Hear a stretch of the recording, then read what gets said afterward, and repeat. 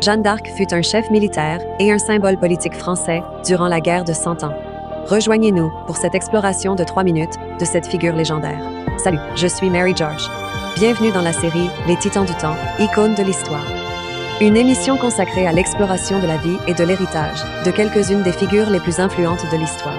Notre histoire commence au début du 15e siècle, dans un petit village français.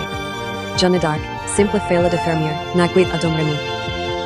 Elle était comme toutes les autres filles de son âge, mais elle était loin de se douter que le destin lui réservait quelque chose d'extraordinaire. À l'âge de 13 ans, Jeanne commence à entendre des voix qu'elle croyait être des messages divins de saints.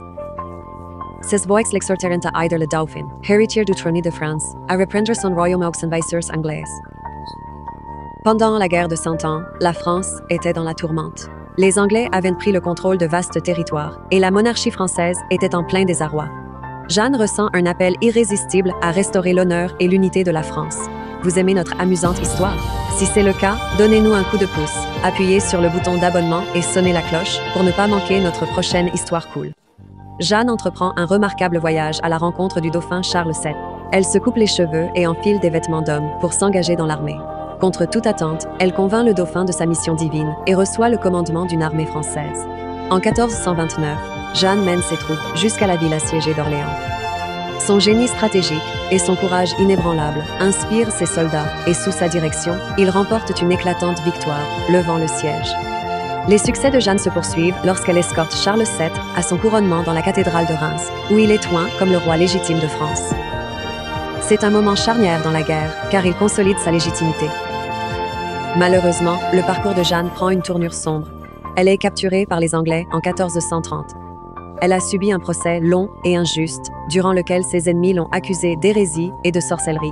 En dépit de ce procès inique et de menaces, Jeanne n'a jamais renoncé à ses visions divines. Tragiquement, en 1431, elle fut condamnée à mort et brûlée sur le bûcher. Ses bravoures et sa foi inébranlable ont fait d'elle le symbole de la résilience française. L'héritage de Jeanne d'Arc perdure. Elle a été déclarée innocente à titre posthume et martyr.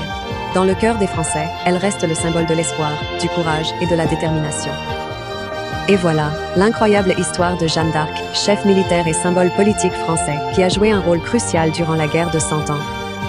Son parcours remarquable continue d'inspirer les gens du monde entier à ce jour. Merci de vous joindre à nous pour honorer la vie de Jeanne d'Arc. Jusqu'à la prochaine fois, continuez à explorer le passé et laissez-le inspirer votre avenir. Il s'agit de la série Timeless Titans, icône de l'histoire. Je m'appelle Mary George. Au revoir. Présenté par Wonders Studio et produit par Kevin Raphaël.